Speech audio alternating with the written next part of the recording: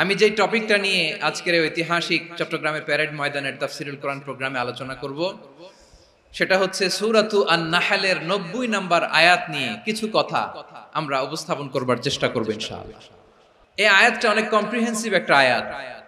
সাইয়েদনা আব্দুল্লাহ ইবনে মাসউদ রাদিয়াল্লাহু তাআলা আনহু উনি বলেছেন ইন্নাহা মিন আজমাই আয়াতিল কোরআন, এটা কোরআনের সবচেয়ে জামে মানে আয়াত। যদিও ছোট্ট আয়াত, অল্প কিছু কথামালা, কিন্তু তিনি বলতেন এটা কোরআনের সবচাইতে জামিআ মানে সবচেয়ে কম্প্রিহেন্সিভ একটা আয়াত, যেখানে শব্দ কম কিন্তু এটার দোতনা, এটার আবেদন, এটার মিনিং অনেক বেশি। এই আয়াতে আল্লাহ তাআলা বেসিক্যালি আমাদেরকে তিনটা বিষয়ে আদেশ করেছেন আর তিনটা বিষয়ে বারণ করেছেন, মানে নিষেধ করেছেন। 3 do's and 3 don'ts, do's and don'ts, তিনটা আদেশ, তিনটা নিষেধ। এই ছোট্ট একটা আয়াতে গোটা ইসলামী শরিয়ার the gist, the cream of the creams, গোটা ইসলামী শরিয়ার মূল নির্যাসকে আল্লাহ ঢুকিয়ে দিয়েছেন। তিনটা আদেশ আর তিনটা নিষেধ। আসুন আমরা সরাসরি কোরআন থেকে শুনি, সবাই পড়ুন। আউযু বিল্লাহি মিনাশ শাইতানির রাজীম। বিসমিল্লাহির রহমানির রহিম। ইন্নাল্লাহা ইয়া'মুরু বিল আদলি ওয়াল ইহসানি ওয়া ইতা'i যিল কুরবা ওয়া ইয়ানহা আনিল ফাহশাই ওয়াল মুনকারি ওয়াল বাগি ইয়া'ইযুকুম লা'আল্লাকুম তাযাক্কারুন।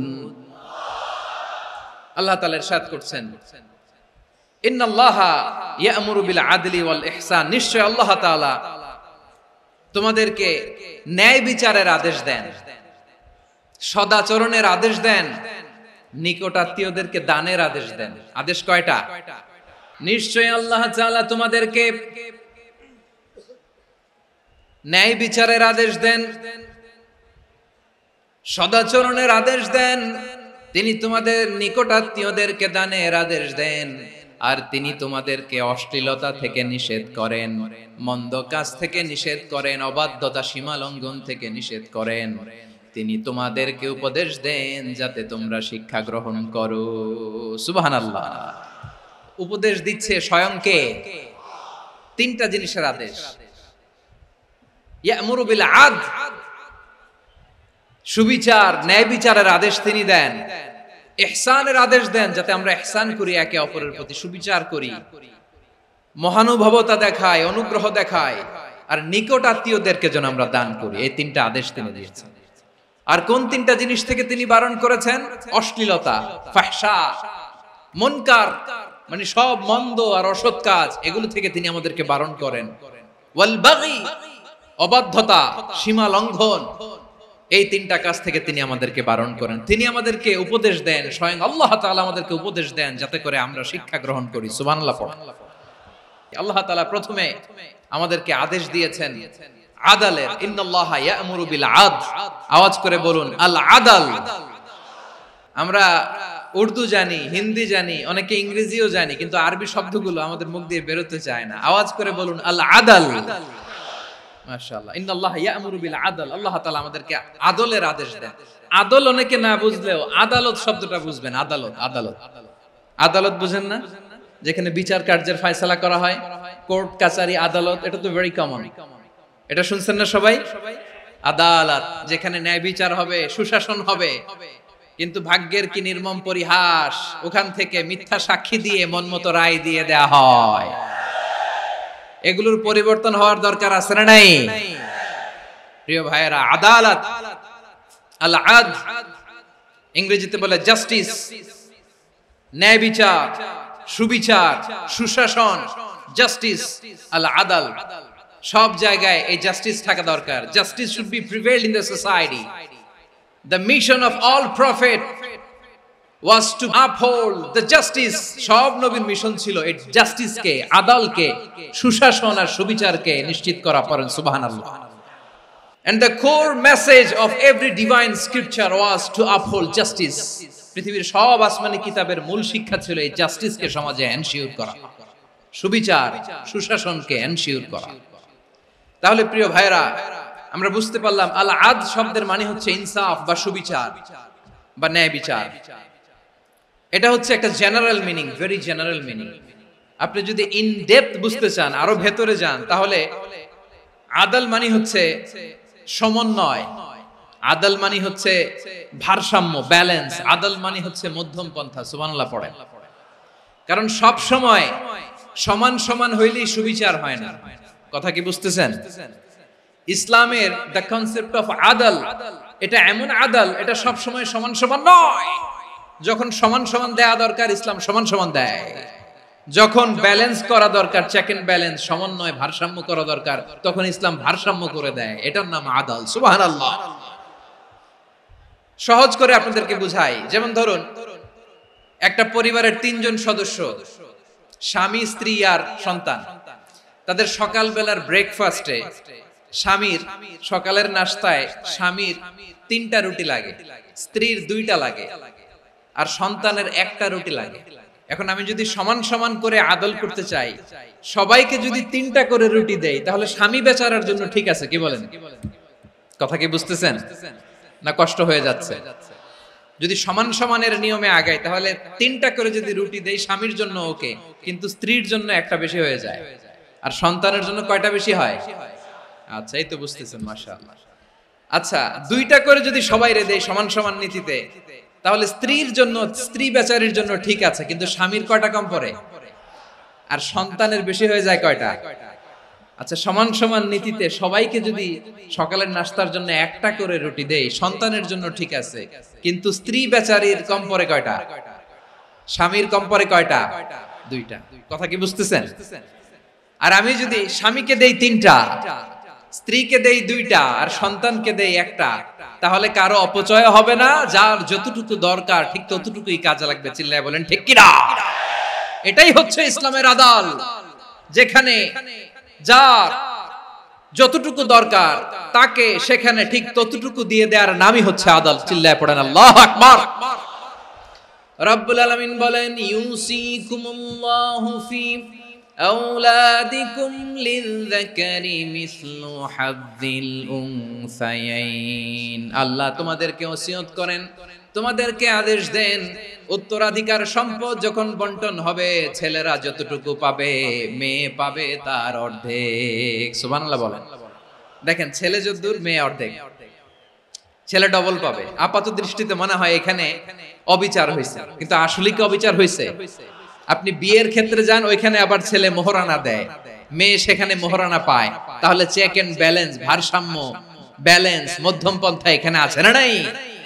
এটাই হচ্ছে ইসলামের আদল। আল্লাহ তাআলা এই আদলের আদেশ দিয়েছেন, সুবিচার, ন্যায় বিচার, সুশাসন এবং ভারসাম্যের আদেশ দিয়েছেন। প্রিয় ভাইয়েরা, একটি শান্তিময় সমাজ, একটা সমৃদ্ধ সমাজ, একটা মানবিক সমাজ যদি আমরা পেতে চাই, এই আয়াতের মধ্যে যতগুলো পয়েন্ট আছে সবগুলোর বাস্তবায়ন লাগবে।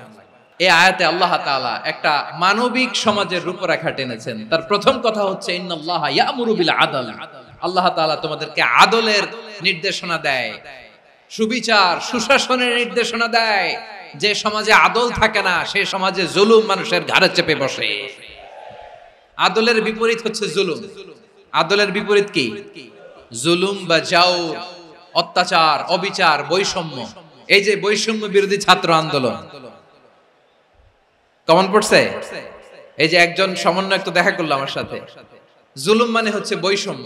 বৈষম্যের স্থান ইসলামে নাই, অবিচারের স্থান ইসলামে নাই, জুলুমের স্থান ইসলামে নাই। আল্লাহ তাআলা বলেন যে আমি জুলুমকে নিজের জন্য হারাম করেছি এবং তোমাদের জন্য হারাম করেছি।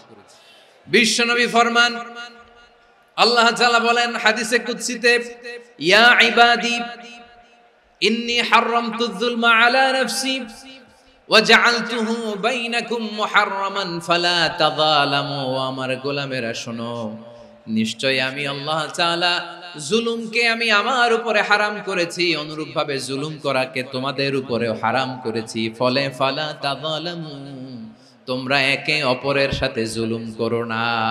নির্দেশনাটা কার?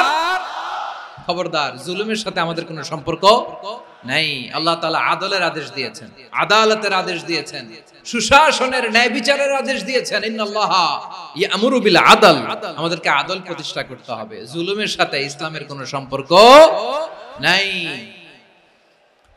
আল্লাহ তাআলা জালিমদের জন্য কঠিন শাস্তি প্রস্তুত করে রেখেছেন। এক্সট্রা জুডিশিয়াল কিলিং এর কোনো হিসাব নাই। বিচার বহির্ভূত হত্যা, এনফোর্স ডিসঅ্যাপিয়ারেন্স, গুম, যেটা সবচাইতে বড় মানবতা বিরোধী অপরাধ। কত মানুষ যে গুম হয়েছে তার কোনো ইয়ত্তা নাই। যেই ফ্যামিলির সদস্য গুম হয়েছে তারা কি ওই লোকটার জন্য মাগফিরাতের দোয়া করবে নাকি সুস্বাস্থ্যের দোয়া করবে তারা নিজেরাও জানতো না, কারণ জানে না ও বেঁচে আছে না মরে গেছে।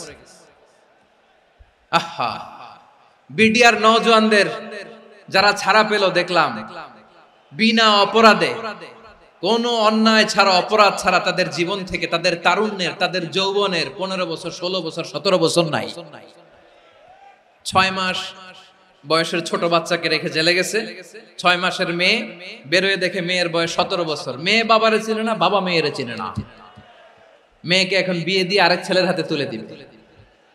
মেয়ের শৈশব বাবা দেখে নাই, মেয়ের কৈশোর বাবা দেখে নাই, মেয়ের তারুণ্য দেখে নাই। আরেক যুবককে দেখলাম 14 দিনের সংসার, 2 সপ্তাহের সংসার শেষে জেলে গেছে। কত যুবকের যে স্ত্রী চলে গিয়েছে ফ্যামিলি ছেড়ে, কারণ জানে না তো কবে আসবে, কি হবে, কেউ জানতো না। দাম্পত্য জীবনের মাত্র 14 দিনের স্মৃতি, এই স্মৃতিকে আঁকড়ে ধরে এক বোন 16টা বছর, 17টা বছর কাটিয়ে দিয়েছে। আমি নিউজটা দেখে ভাবলাম, আমার এই বোনের প্রতিটি দিন কিভাবে কেটেছে, প্রতিটি রাত কিভাবে কেটেছে, প্রতিটি ক্ষণ কিভাবে কেটেছে। বিশ্বনবী বলেছেন, ইত্তাকি দাওয়াতাল মাজলুম ফাইন্না লাইসা বাইনাহু ওয়া বাইনাল্লাহি হিজাব।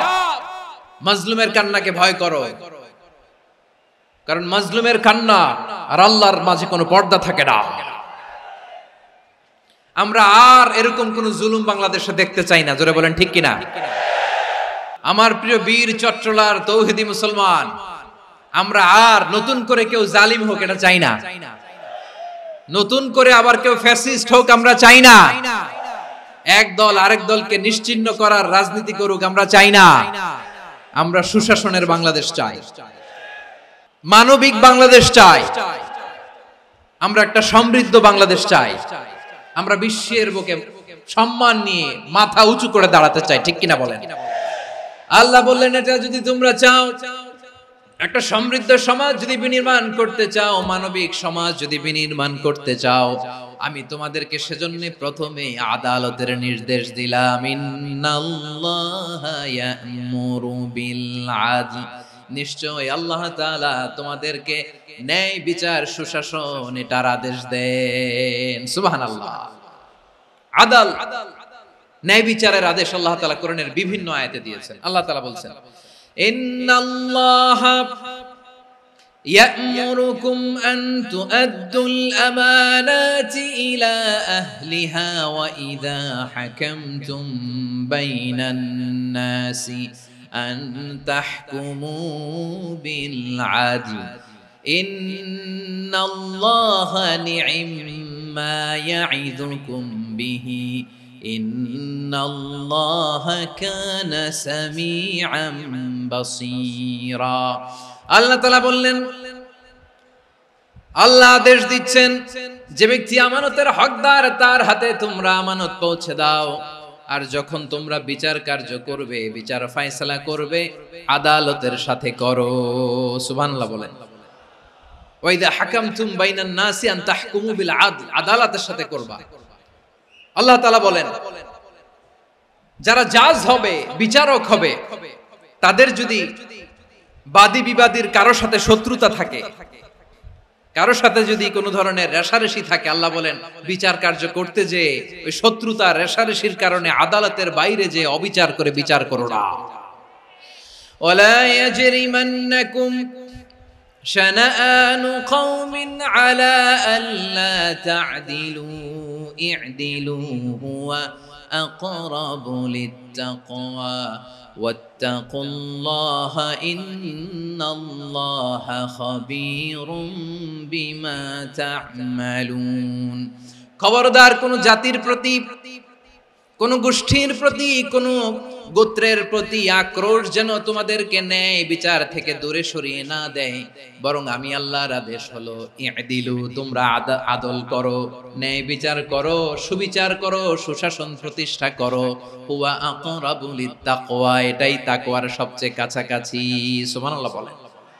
কোরআনের বিভিন্ন আয়াতে আল্লাহ তাআলা স্পেসিফিকলি ধরে ধরে বিচার করার সময় আমরা যেন আদল করি সেটা বলেছেন। কোরআনের কোন কোন জায়গায় আল্লাহ তাআলা এই আল আদল শব্দটা ব্যবহার করেছেন। আবার একই জিনিস ইনসাফ, সুবিচার, সুশাসন, ন্যায় বিচার, ন্যায় পরায়ণতা বুঝাতে আল্লাহ তাআলা কখনো কখনো আল কিসত শব্দটা ব্যবহার করেছেন।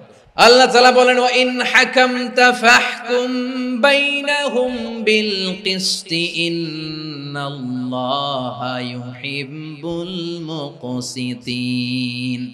যখন তুমি বিচার করবে, বিশ্বনবীকে উদ্দেশ্য করে অ্যাড্রেস করে বললেন, নবী হে, ইহুদিরা কোনো বিষয়ে মীমাংসার জন্য যদি আপনার দরবারে আসে, যদি বিচার করতে হয়, খবরদার অবিচার করবেন না। ফয়সালা যেটা করবেন কিসতের সাথে করবেন, ন্যায় পরায়ণতার সাথে করবেন, কারণ ইন্নাল্লাহা ইউহিব্বুল মুকসিতিন, নিশ্চয় আল্লাহ রাব্বুল ইজ্জাত ন্যায় পরায়ণশীলদেরকে বড্ড ভালোবাসেন। সুবহানাল্লাহ বলেন। ন্যায় পরায়ণ লোকদেরকে আল্লাহ তাআলা বড্ড ভালোবাসেন। অন্য আয়াতে আল্লাহ তাআলা বলছেন وَنَضَعُ الْمَوَازِينَ الْقِسْطَ لِيَوْمِ الْقِيَامَةِ فَلَا تُظْلَمُ نَفْسٌ شَيْئًا। আমি কিয়ামতের দিন ন্যায় পরায়ণতার মানদণ্ড স্থাপন করব, যেটাকে আমরা মিজানের পাল্লা বলি। আল্লাহ বলেন ন্যায় বিচারের মানদণ্ড কিয়ামতের ময়দানে আমি আল্লাহ স্থাপন করব। সেদিন কারো প্রতি বিন্দু পরিমাণ, এক চুল পরিমাণ অবিচার করা হবে না, কোনো বিচার করা হবে না। সেদিন সুশাসন হবে, সুবিচার হবে, ন্যায় পরায়ণতার সাথে বিচার হবে। আওয়াজ করে পড়েন আল্লাহু আকবার। তাহলে প্রিয় ভাইরা, যে তিনটি বিষয়ে আল্লাহ তাআলা আমাদেরকে আদেশ দিয়েছেন, তার প্রথমটা হচ্ছে আদালত, ইনসাফ, সুবিচার, ন্যায় বিচার। এটা আমরা চাই কি চাই না? বিশ্বনবী ন্যায় বিচার, ন্যায় পরায়ণতা, সুশাসন প্রতিষ্ঠিত করেন কি করেন নাই? আপনারা বিশ্বনবীর সিরাত যারা পড়েছেন, আপনি দেখবেন বিশ্বনবীর সিরাতের পরতে পরতে, বাকে বাকে, সিরাতের বাকে বাকে এই আদালতের নমুনা মেলে। সুবহানাল্লাহ বলেন। ছোট্ট একটা নমুনা রাসূল সাল্লাল্লাহু আলাইহি ওয়াসাল্লামের আসসিরা আল আতরা থেকে ছোট্ট একটা নমুনা আপনাদের খেদমতে এখানে উপস্থাপন করি। বিশ্বনবী সাল্লাল্লাহু আলাইহি ওয়াসাল্লাম মক্কা বিজয় করলেন ৮ম হিজরিতে। মক্কা বিজয় শেষের দিনই কয়েক সপ্তাহ মক্কাতে অবস্থান করলেন। ইন দ্য মিন টাইম মক্কার একটা ভেরি প্রেস্টিজিয়াস এন্ড ডিগনিফাইড ফ্যামিলির নারী চুরিতে ধরা পড়ল।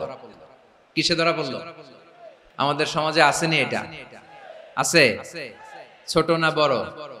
হিসাব করে শেষ করা যায় না। ৩.৫ লাখ কোটি টাকা নাই উন্নয়ন প্রকল্পের নামে। ৩.৫ লাখ কোটি টাকা লিখতে পারবেন আপনি? একটানা লিখতে পারবেন? বুঝতেছেন কত বড় সংখ্যা? বনু মাখজুমিয়া গোত্রের এক নারী মক্কায় চুরিতে ধরা পড়ল। বলেন তো চুরি করলে বিধান কি? কি কাটতে হবে? চুরির বিধান হলো হাত কেটে দাও। দাও সেটা গোপনে নয়, প্রকাশ্যে জনসম্মুখে হাত কেটে দাও। বনু মাখজুমিয়া গোত্রের নারী যখন চুরিতে ধরা পড়লো, সাহাবারা চিন্তায় পড়ে গেলেন। সবে মাত্র মক্কার লোকেরা কালিমা পড়ে মুসলমান হয়েছে, ইসলামের আইন কানুন তেমন জানে না, ইসলামী শরিয়ার সাথে বেশি পরিচিত নয়। এখন যদি বিশ্বনবী চুরির যেই বিধান এটা যদি কায়েম করে হাত যদি কেটে দেয়, না জানি মক্কার লোকেরা আবার বিগড়ে যায়, না জানি মক্কার লোকেরা আবার মুরতাদ হয়ে যায়, না জানি মক্কার লোকেরা ইসলাম থেকে দূরে সরে যায়। চলো চলো সাহাবীরা মিলে পরামর্শ করলেন, চলো বিশ্বনবীর কাছে যে বলি, ও নবী, শুধু কেবলমাত্র একমাত্র এই নারীর জন্য চুরির হাত কাটার বিধানটা আপনি একটু থামিয়ে দেন। চুরির হাত কাটার যে বিধান এখানে একটু রহিত করে দেন, বাকিগুলা কইরেন মদিনাতে যে চলবে, কিন্তু মক্কায় এবারের জন্য মাফ করে দেন। কিন্তু কে বলবে? এই যে পরামর্শ, সাজেশন, এটা কে দিবে বিশ্বনবীর কাছে? সাহাবারা চিন্তায় পড়ে গেলেন। আল্লাহর নবীর সামনে দাঁড়িয়ে আল্লাহর দেয়া হুদুদ, আল্লাহর দেয়া বিধান থামিয়ে দেওয়া, মাফ করে দেওয়া, এই কথা বিশ্বনবীর সামনে বলার সাহস তো কেউ রাখে না। কেউ কেউ বলল বিশ্বনবীর পালক পুত্র যায়েদ বিন হারেসার সন্তান উসামারে বিশ্বনবী নাতির মতো আদর করে, বড্ড বেশি ভালোবাসে উসামারে। এজন্য সাহাবারা উসামাকে বলতো হিব্বু রাসূলিল্লাহ, বিশ্বনবীর ভালোবাসা। কি বলতো? সাহাবীরা বললেন বিশ্বনবীর ভালোবাসা হিব্বু রাসূলিল্লাহ, উসামারে পাঠাও। উসামারে বিশ্বনবীর নাতির মতো স্নেহ করে, মায়া করে, ভালোবাসে। আমরা পারবো না, উসামা পারবে। সবাই মিলে ফুলিয়ে ফুসিয়ে ওসামাকে, ছোট্ট ওসামাকে রাজি করালো। ওসামা এমন এমন কথা যে তুমি বিশ্বনবীর কাছে বলতে হবে, পারবা নাকি? ওসামা বলে পারবো। সাইয়েদনা ওসামা রাদিয়াল্লাহু তাআলা আনহু তরুণ সাহাবী বিশ্বনবীর কাছে গেলেন, যে বললেন নবী, বনু মাখজুমিয়া গোত্রের এক নারী চুরিতে ধরা পড়েছে, এবারের জন্য কি এই মহিলাটারে মাফ করে দিলে হয় না? এবারের জন্য একটু ক্ষমা করা যায় না নবী? বিশ্বনবী বলেন আতাশফাউ ফি হাদ্দিম মিন হুদুদিল্লাহ, তোমার এত বড় সাহস উসামা, তুমি আল্লাহর হাত, আল্লাহর দেয়া বিধান, এটার ব্যাপারে সুপারিশ করতে এসেছো? তোমরা কি জানো তোমাদের আগে যত কওম, যত গোত্র, যত জনপদ ধ্বংস হয়েছে তার কারণ ছিল তাদের মধ্যে গরিবরা অন্যায় করলে তারা বিচার করত, আর ধনীরা অন্যায় করলে তারা মাফ করে দিত। খবরদার, ওয়া আইমুল্লাহ লাউ আন্না ফাতিমাতা বিনতি মুহাম্মাদিন সারাকাত লাকাতা মুহাম্মাদুন ইয়াদাহা। বিশ্বনবী বললেন, ওরে ওসামা, বানু মাখজুমিয়ার ওই প্রেস্টিজিয়াস এন্ড ডিগনিফাইড ফ্যামিলির মেয়ে তো দূর কি বাত, অনেক দূরের কথা। জেনে রেখো ওসামা, আমার কলিজার টুকরা নয়নের পুটুলি ফাতেমাও যদি মক্কার জমিনে আজকে চুরির দায়ে ধরা পড়তো, আমি বিশ্বনবী মুহাম্মদুর রাসূলুল্লাহ ধরে ফাতেমার ডান হাতটা কেটে দিতে এক বিলম্ব দেরি করতাম না। ইন্নাল্লাহা ইয়া'মুরু বিল আদল, আমাদেরকে জাস্টিস শিখায়। পশ্চিমারা আমাদেরকে ইনসাফ শিখায়, আমাদেরকে সুশাসন শিখায়। আর ইনসাফ, সুশাসন, ন্যায় বিচার, সুবিচার, জাস্টিস কারে বলে বিশ্বনবীর বায়োগ্রাফি থেকে জেনে নাও। এই ছিল বিশ্বনবী সাল্লাল্লাহু আলাইহি ইসলামের আদালতের নমুনা। আপনি যদি সাইয়েদনা ওমর ফারুকের জীবনের দিকে তাকান, এমন কঠোর, এমন বীর সেনানী ছিলেন। সাইয়েদনা ওমর ফারুক যদি রাস্তার এই মাথা দিয়ে হাঁটা শুরু করতেন, শয়তান ওমর ফারুককে দেখলে ওই রাস্তা রেখে দিয়ে অন্য রাস্তা দিয়ে হাঁটতো। সুবহানাল্লাহ। ওমর ফারুক রাদিয়াল্লাহু তাআলা কি পার্সোনালিটি ছিল, কি পার্সোনালিটি! আমাদের এলাকায় ছোট বাচ্চারা রাতে ভাত খেতে চায় না, আমার মেয়েটাও খেতে চায় না। এই এটা দিব, ওইটা দিব, আজকে মাহফিলে আসার সময় বলে দিছে লিস্ট করে এটা এটা আনতে হবে। তো ছোট্ট বাচ্চাদের অনেক বায়না থাকে, ওরা রাতে খেতে চায় না। তো মায়েরা বিভিন্ন ভয় দেখায়, এই বাঘ আসবে, বাঘ আসবে খাও, এই ভূত আসবে, ভূত আসবে খাও। আপনারা কি বলেন চট্টগ্রামে? ভূত, ভূত, ভূত আসবে, বাঘ আসবে, খাও খাও খাও, তাড়াতাড়ি খাও। তো বাচ্চারা এগুলো শুনে ভয়ে খেতে শুরু করে। মদিনার জমিনেও একই ঘটনা ঘটতো। মদিনার ছোট্ট ছোট্ট সোনামণিরা খেতে চাইতো না। তো মায়েরা বলতো, হা হুয়া ইয়াতি উমর, হা হুয়া ইয়াতি উমর, ওই যে ওমর আসতেছে, উমর। ওমরে ফারুকের কথা শুনলে বাচ্চারা একেবারে ঠান্ডা। প্রভু তুমি বলেছো রাসূল দেবে না, বলনি দেবে না ওমর, বলনি দেবে না হামজা তারিক, খালিদ বিজয় সমর। প্রভু তুমি বলেছ রাসূল দেবে না, বলনি দেবে না ওমর, বলনি দেবে না হামজা তারিক, খালিদ বিজয় সমর। প্রভু তুমি বলেছ রাসূল দেবে না। আল্লাহু আকবার। ওমর ফারুক রাদিয়াল্লাহু তাআলা আনহু, ওনার কথা শুনলে গায়ের মধ্যে গুজবাম হয়, গায়ের পশমগুলো দাঁড়িয়ে যায়। সুবহানাল্লাহ বলেন। কি পার্সোনালিটি ছিল, কি ব্যক্তিত্ব ছিল! মুনাফিকরা ওমর ফারুককে জমের মতো ভয় পেত। শয়তান, খুদ শয়তান এই রাস্তা দিয়ে আসলে শয়তান অন্য রাস্তা দিয়ে হাঁটত। ওমর ফারুক রাদিয়াল্লাহু তাআলা আনহুর জীবনে যদি দেখেন, তাহলে সেখানে আপনি আদালতের, ইনসাফের, সুশাসনের, জাস্টিসের নমুনা দেখতে পাবেন। কয়টা শুনবেন?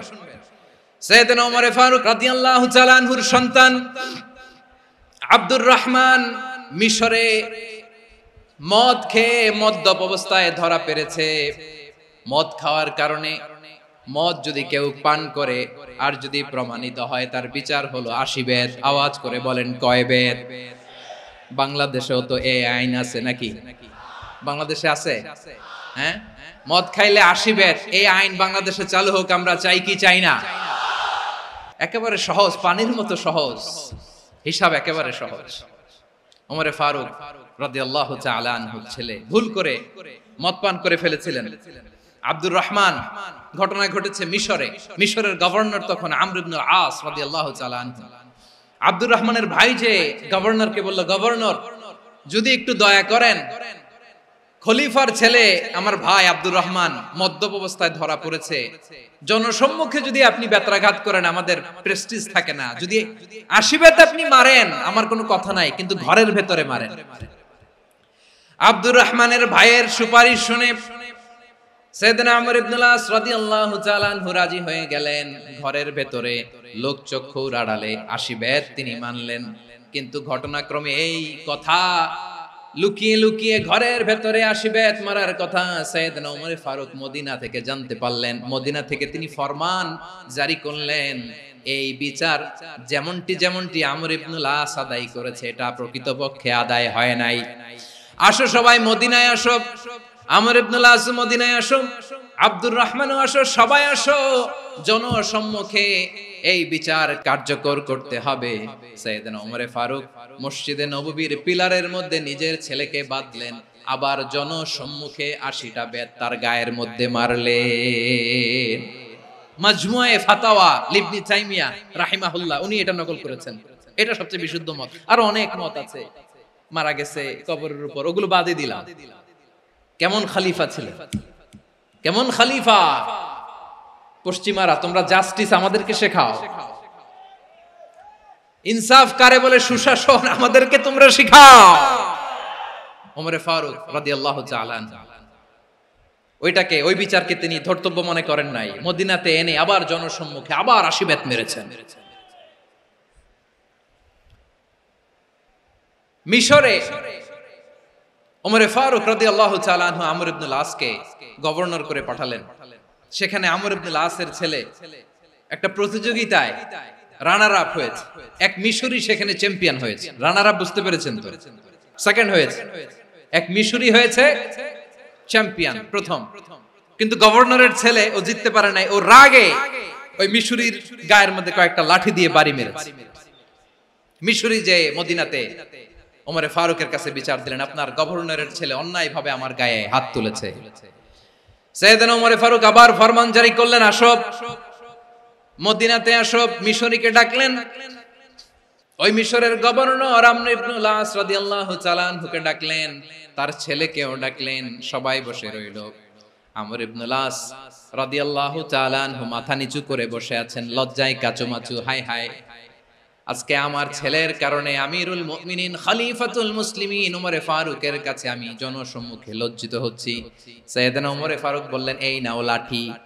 গভর্নরের ছেলে তোমার মাথার মধ্যে যতগুলো বাড়ি মেরেছে, আজকে জনসম্মুখে তুমি অতগুলা বাড়ি মারো। মিশরি বলে, থাক, আপনি যে ডেকে আনছেন সবার সামনে এটা বলছেন, এতেই আমি খুশি। আল্লাহু আকবার! আপনার মহানুভবতা দেখে আমি খুশি, আর অপমানের দরকার নাই। ওমরে ফারুক বলে, না, খবরদার, এই কথা মিশরি তুমি বলো না, মারো, যতগুলা বাড়ি মেরেছে মারো। বাধ্য হয়ে মিশরি আমর ইবনে আসের সামনে ওনার কলিজার টুকরা সন্তানের মাথার মধ্যে বাড়ি মারতে আরম্ভ করলেন। ঠিক যতগুলা বাড়ি গভর্নরের ছেলে আমর ইবনে আসের ছেলে মিশরির গায়ে মেরেছিল, মাথায় মেরেছিল, মিশরি গুনে গুনে ততটা মারলেন। এই দৃশ্য দেখে ওমরে ফারুক রেগে মেগে আগুন, রাগের চোটে রাগ সামলাতে না পেরে, আর নিজেকে সামলাতে না পেরে মিশরিরে বললেন, ছেলেরে মারা শেষ হয়ে গেলে এবার বাবার টাক মাথার মধ্যে কয়েকটা বাড়ি মার। রাগের চোটে, আউট অফ অ্যাঙ্গার, রাগের চোটে, যে আমার পাঠানো গভর্নর আমর ইবনে আস তার ছেলেকে কেন আদব তারবিয়া কেন শিক্ষা দিতে পারে না। ছেলেরে মারা হইলে এবার আমর ইবনে আসের মাথার মধ্যে দুইটা মারো। এটা রাগে বলেছে, এটা শাস্তি হিসেবে না। সুবহানাল্লাহ পড়ো। তোমরা আমাদেরকে সুশাসন শিখাও। বিশ্বনবী বলেন, আদালত এটা যেন তেন বিষয় না, এটা দিয়েই মানবিক সমাজ গড়তে হবে।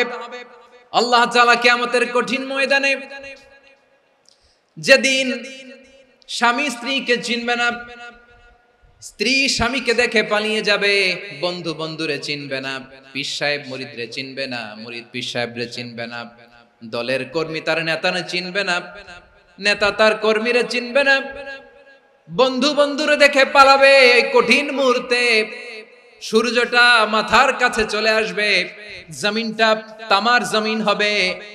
আজকের জমিনের মতো নয়, মানুষ ঘর্মাক্ত, ক্লান্ত, শ্রান্ত মাথার মগজগুলো কানের ছিদ্র আর নাকের ছিদ্র দিয়ে বেয়ে বেয়ে পড়বে। বিশ্বনবী ফরমান, কিয়ামতের ওই কঠিন ময়দানে 7 শ্রেণীর ব্যক্তিকে রব্বুল আলামিন তার আরশের নিচে ছায়া দিবেন। তার মধ্যে প্রথম শ্রেণীর ব্যক্তি হলো ইমামুন আদিল, যে ইনসাফের সাথে বিচার করে, যে জাস্টিস সমাজে সার্ভ করে, যে সুশাসন নিশ্চিত করে, ওই ইমামুন আদিল। আদিল শব্দটা বুঝছেন না? ইন্নাল্লাহা ইয়া'মুরু বিল আদল, পাইছেন? আদিল। 7 শ্রেণীর ব্যক্তিকে আল্লাহ তাআলা সুশীতল আরশের নিচে ছায়া দিবেন, যেদিন তার দেয়া ছায়া ছাড়া কোনো ছায়া থাকবে না। এর প্রথম হচ্ছে ইমামুন আদিল, ন্যায়পরায়ণ শাসক। চিল্লায়ে বলেন সুবহানাল্লাহ। আবার বিশ্বনবী বললেন, ইন্নাল মুকসিতিনা ইনদাল্লাহি আলা মানাবিরা মিন নূর আন ইয়ামিনির রহমান। কিয়ামতের দিন যারা ন্যায় পরায়ণ হিসেবে আল্লাহর সামনে দাঁড়াবে, কিয়ামতের দিন রব্বুল আলামিন তার আরশের ডান দিকে ওই ন্যায় পরায়ণ লোকদের জন্য আরশের ডান দিকে একটা নূরের মিম্বারে তাদেরকে বসার সুযোগ করে দিবে। আল্লাহর আরশের ডান দিকে ন্যায় পরায়ণ লোকদের জন্য আল্লাহ তাআলা নূরের মিম্বার বানাবে। চারটেখানে কথা মনে করেছেন? আল আদাল, জাস্টিস। ইন্নাল্লাহা ইয়া'মুরু বিল আদল। আল্লাহ তাআলা এই আদালতের নির্দেশনা দেন, সুবিচার, সুশাসন। প্রিয় ভাইয়েরা, এটা আমরা বাংলাদেশে চাই কি চাই না? এই যে অরাজকতা, এই যে অন্যায়, এই যে জুলুম, এই যে ইনকনসিস্টেন্সি, সমাজের অসঙ্গতির প্রধান কারণ জাস্টিস নাই, সুবিচার নাই, সুশাসন নাই। শেষবারের মতো আওয়াজ করে বলেন তো, আমরা বাংলাদেশে আদল চাই কি চাই না? তাহলে প্রথম নির্দেশনা শেষ, আল্লাহ তাআলা তোমাদেরকে আদলের আদেশ দেন। এরপরে আল্লাহ বললেন, আমি তোমাদেরকে ইহসানের আদেশ দেই। ইন্নাল্লাহা ইয়া'মুরু বিল আদলি ওয়াল ইহসান। আমি তোমাদেরকে যেমনি আদলের নির্দেশনা দেই, তেমনি ভাবে তোমাদেরকে ইহসানের নির্দেশনা দেই। ইহসান, আওয়াজ করে সবাই বলেন তো ইহসান।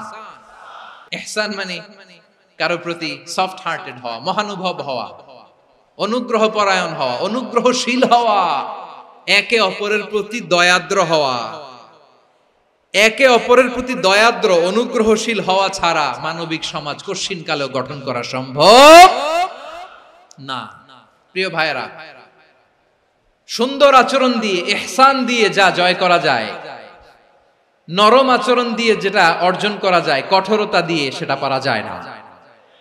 বিষ্ণু ঈসা ইসলাম ইহসান দিয়ে, কোমল আচরণ দিয়ে, তার অনুগ্রহ দিয়ে তিনি অনেক কাফিরের হৃদয়কে জয় করে ফেলেছেন। সাইয়েদনা সুমামা ইবনে উসাল রাদিয়াল্লাহু তাআলা আনহুর কথা মনে পড়ে যায়। তিনি ছিলেন ইয়ামামার বাদশা। মদিনাতে বিশ্বনবীকে হত্যা করার নিয়তে এসেছিলেন। গোপনে গোপনে বিশ্বনবীকে হত্যা করে আবার ইয়ামামাতে তিনি ফিরে যাবেন। কিন্তু কি অবাক করা কাণ্ড, হত্যা করতে পারে নাই, সাহাবাদের হাতে তিনি ধরা পড়ে গেলেন। সাইয়েদনা সুমামা ইবনে উসাল রাদিয়াল্লাহু তাআলা আনহু হত্যার নিয়তে আসলেন, কিন্তু হত্যা করতে পারলেন না। সাহাবারা ওনাকে ধরে ফেললেন, ধরে মসজিদে নববীর পিলারের মধ্যে বেঁধে রাখলেন। সুমামা ইবনে উসাল, সিরাত থেকে শুনে, সিরাত থেকে শোনাচ্ছি, রাদিয়াল্লাহু তাআলা আনহু ইয়ামামার অধিপতি ছিলেন। বিশ্বনবীকে হত্যার জন্য আসছেন, ধরা পড়ে গেছেন, এখন মসজিদে নববীতে বেঁধে রাখছেন। তার মানে বন্দী। এখন স্ট্যাটাস কি? বন্দী, ক্যাপটিভ।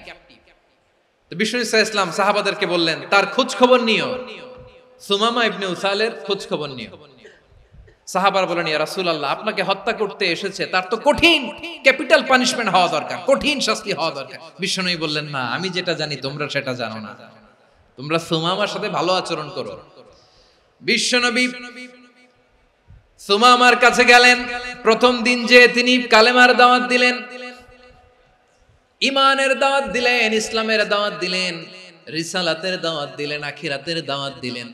পরের দিন যে বিশ্বনবী সালাতের দাওয়াত দিলেন, যাকাতের দাওয়াত দিলেন, ইসলাম কি, কিভাবে, কেমন করে পালন করতে হয় চমৎকার আর্টিকুলেট করতে শুরু করলেন।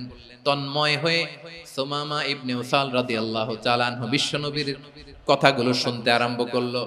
একদিন নয়, 2 দিন নয়, টানা 3 দিন বিশ্বনবী সুমামার কাছে ইসলামকে প্রেজেন্ট করেছেন, উপস্থাপন করেছেন। আওয়াজ করে বলেন কয় দিন? 3 দিন। 3 দিন মসজিদে নববীতে বাধা।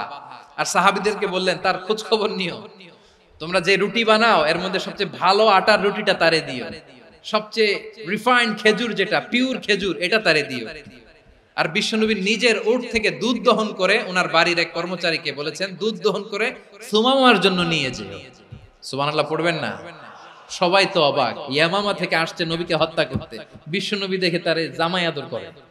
একদিন নয়, 2 দিন নয়, টানা 3 দিন বিশ্বনবী এভাবে সুমামার কাছে যে ইসলামকে প্রেজেন্ট করতে আরম্ভ করলেন, ইসলামকে উপস্থাপন করতে শুরু করলেন।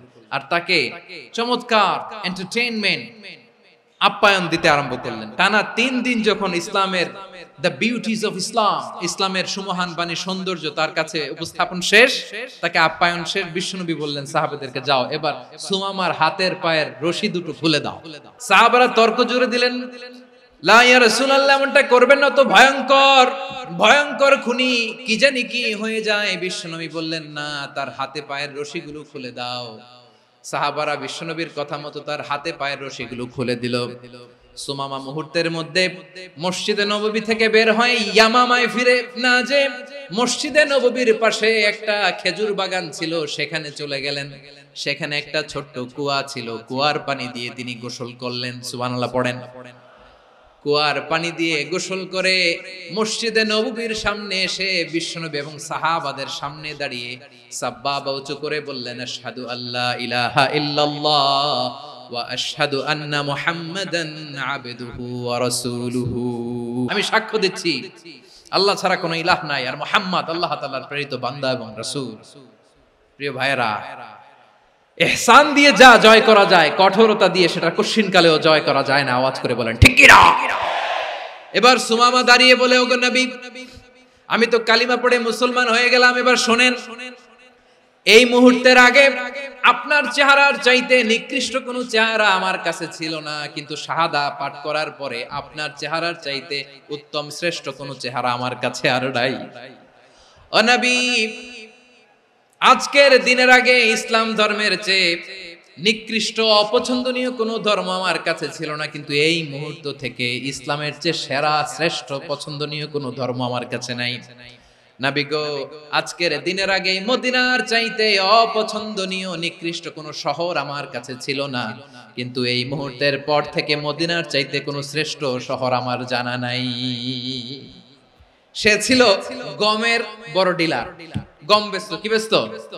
তার গম কিনে মক্কার লোকেরা রুটি খাইতো। সে ঘোষণা দিল, আজকে থেকে মক্কাবাসীদের জন্য সব গম আমি হারাম করে দিলাম, মক্কাবাসী এখন না খেয়ে মরে। সুবহানাল্লাহ পড়বেন না? মক্কাবাসী বিশ্বনবীর কাছে আসলেন, এসে বললেন, মুহাম্মদ, আমরা তো তোমার ভাই, তোমার চাচা, তোমার ভাতিজা, তোমার আত্মীয়, তুমি সুমামারে বলো সে যেন আবার গমের সাপ্লাই মক্কার জন্য অনুমতি দিয়ে দেয়। বিশ্বনবীর অনুমতি ক্রমে সুমামা আবার মক্কাতে গম পাঠাতে শুরু করলো। পড়েন সুবহানাল্লাহ। ইহসান, ইহসান দিয়ে আপনি যেটা জয় করতে পারবেন, you can win the heart of your enemies. ইহসান দিয়ে আপনি আপনার শত্রুর হৃদয়কে জয় করতে পারবেন। এজন্য আল্লাহ বললেন, ওয়া আনফিকু ফি সাবিলিল্লাহি ওয়া লা তুলকু বিআইদিকুম ইলাত তাহলুকা ওয়া আহসিনু ইন্নাল্লাহা ইউহিব্বুল মুহসিনিন। তোমরা আল্লাহর রাস্তায় দান করবে আর নিজেরা নিজেদেরকে ধ্বংসের হাতে ঠেলে দিও না। তোমরা একে অপরের প্রতি ইহসান করবে, কারণ ইহসানকারীদেরকে আল্লাহ বড় ভালোবাসেন। সুবহানাল্লাহ পড়েন।